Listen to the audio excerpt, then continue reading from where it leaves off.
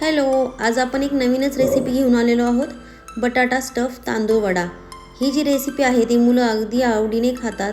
त्यासाठी आपण 2 वाटी तांदूळ इथे घेतलेले आहेत. त्यानंतर त्याला स्वच्छ 2 पाण्याने धुतलेलं आहे आपण आणि झाकण ठेवलेलं आहे.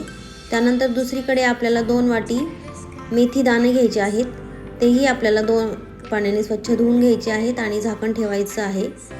त्यानंतर आपल्याला परत अर्धी वाटी किंवा पाऊण वाटी पोहे घ्यायचे आहेत. तेही स्वच्छ 2 पाण्याने आपल्याला धुवून घ्यायचे आहेत आणि हे जे तिन्ही पण गोष्टी आहेत ह्या आपल्याला 2 ते 3 तास भिजत ठेवायच्या आहेत. 2 ते 3 तासानंतर भिजत झाल्यानंतर तुम्ही बघू शकता मेथीदाणा पूर्ण भिजलेला आहे. तर हे आपल्याला तीनही गोष्टी एकत्र करून मिक्सरमध्ये बारीक ग्राइंड करायच्या आहेत आणि त्याची पेस्ट बनवायची आहे. तर मी बघू शकता तुम्ही अशा पद्धतीने पेस्ट बनलेली आहे आणि त्यानंतर ही आपल्याला एका पातेल्यामध्ये काढून घ्यायची आहे. तर हे मिश्रण जे आहे ते आपल्याला परत 7 ते 8 घंटे ठेवायचं आहे. म्हणजे या गोष्टी तुम्ही रात्री करून ठेवू शकता किंवा सकाळी ठेवायचं असेल तर इनो घालून करायचं. त्यानंतर मी इकडे 3 बटाटे घेतलेले आहेत. त्यामध्ये स्वच्छ धुवून घेतलेले आहेत आणि थोडंसं पाणी घालून आपण कुकरला त्याच्या 3 ते 4 शिट्ट्या आपण घेणार आहोत. तुम्ही बघू शकता बटाटा छान शिजलेला आहे. त्यानंतर मी स्मॅश करून घेणार आहे. तुम्ही स्मॅशरने करू शकता, मी स्पूननेच केलेलं आहे. इथे छानपैकी स्मॅश करून झाल्यानंतर आपल्याला याला फोडणी देण्यासाठी कढईमध्ये तेल घ्यायचं आहे, जिरे घालायचे आहे, मोहरी घालायची आहे.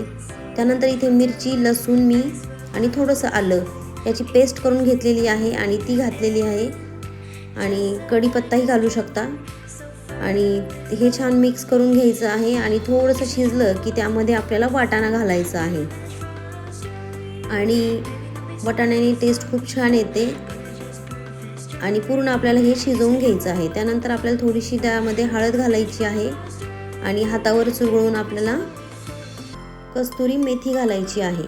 हे सर्व छान मिक्स करून झाल्यानंतर आपल्याला 5 मिनटं यावर झाकण ठेवायचं आहे. मीठ घालायचं आहे आणि त्यानंतर आपण जे उकडलेले स्मॅश करून ठेवलेले बटाटे होते ते आपल्याला यामध्ये घालायचे आहे आणि चांगलं मिक्स करून घ्यायचं आहे याला. त्यानंतर आपल्याला थोडीशी यावर कोथिंबीर घालायची आहे आणि वाटाणा शिजण्यासाठी 3-4 मिनटे आपल्याला यावर झाकण ठेवायचं आहे. त्यानंतर आपल्याला छान बटाटा आणि वाटाणा दोन्ही शिजलेले आहेत आणि जे आपण वडापावला गोल गोळे करतो त्या पद्धतीने करायचे आहेत, परंतु छोटे करायचे आहेत, मोठे जास्त करायचे नाही आहेत. अशा पद्धतीने मी सगळ्या मिश्रणचे पूर्ण गोळे करून घेतलेले आहेत आणि ते जे आपण साईडला ठेवलेलं जे मिश्रण आहे ते आपल्याला घ्यायचं आहे.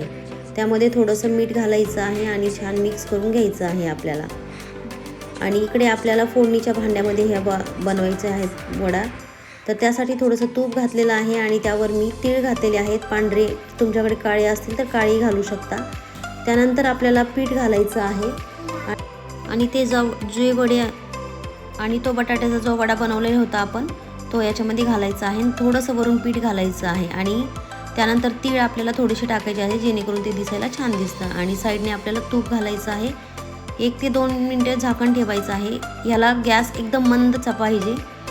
त्यानंतर बघा तुम्ही उलटून घ्यायचं आहे तर किती छान कलर आलेला आहे. आणि अशा पद्धतीने हे मी एक करून सर्व करून घेतलेले आहेत. एवढे टेस्टी लागतात.